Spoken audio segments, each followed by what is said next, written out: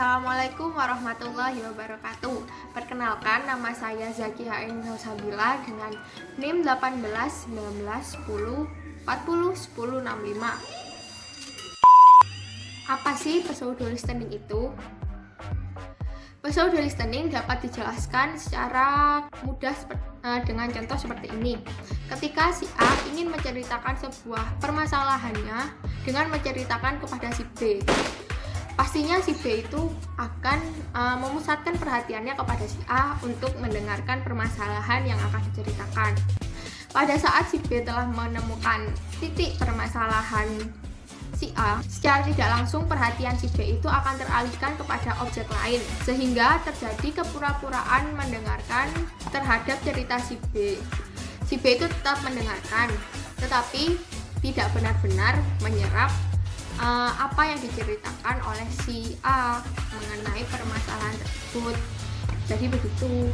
Dari contoh tersebut, kita dapat menarik definisi dari pseudo listening menjadi jenis non listening yang pada awalnya pendengar menaruh perhatian kepada komunikan atas permasalahan yang akan diceritakan, dan setelah mendapatkan titik permasalahannya, pendengar secara tidak sengaja perhatian pendengar teralihkan kepada objek lain, sehingga terjadi kepura-puraan mendengar, tapi pendengar tetap mendengarkan, tetap tidak menyerap informasi yang disampaikan oleh komunikan. Kehidupan sehari-hari kita biasanya juga menerapkan yang namanya komunikasi antar sesama.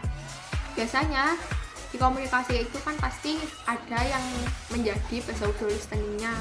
Apa sih alasan seseorang menjadi pseudo listening itu? Alasan pertama seseorang menjadi pseudo listening untuk memenuhi kepuasan komunikan dalam menceritakan permasalahannya. Kita sebagai pendengar kan pastinya tidak semua informasi kita perhatikan. Jadi saat pendengar itu tidak ingin mendengarkan permasalahan dari komunikan, muncullah sikap pseudo listening itu dengan menunjukkan respon-respon ketertarikan kepada cerita komunikan tersebut. Alasan yang kedua adalah menjaga image kita. Dengan kita berpura-pura mendengarkan, pastinya memunculkan image baik untuk diri kita sendiri kepada orang lain. Alasan yang ketiga adalah menunjukkan sifat sopan santun kita kepada komunikan. Menunjukkan sifat sopan santun itu juga penting, karena kita dapat ternyata respon ya terhadap ceritaku seperti itu. Jadi kita dapat membentuk image baik untuk diri kita sendiri. Kalian kan ingin tahu respon-respon yang ditunjukkan oleh pseudo listening. Seperti yang pertama adalah senyum. Respon kedua adalah menganggukkan kepala. Respon yang ketiga adalah menunjukkan gelagat ketertarikan pada cerita komunikan. Iya.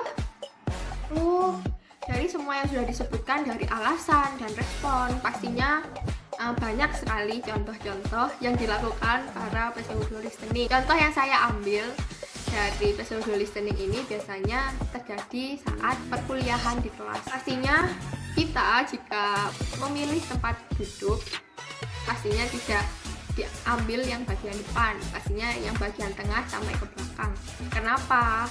Karena saat kita sudah tidak fokus, biasanya kita mengantuk, asik sendiri, atau mengobrol dengan teman. Dari contoh tersebut dapat dipelajari bahwa pseudo listening itu merupakan cara komunikasi yang tidak baik. Jadi pseudo listening ini nantinya dapat menyebabkan komunikasi yang buruk antar sesama, karena respon yang diinginkan komunikan tidak sesuai yang diinginkan. Solusi menghadapi pseudo listening adalah, menurut saya, dengan menanyakan apakah si pendengar bersedia mendengarkan cerita tersebut dan mau memberi masukan.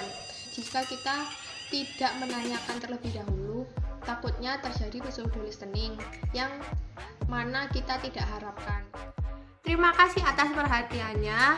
Mohon maaf jika ada kesalahan. Wassalamualaikum warahmatullahi wabarakatuh.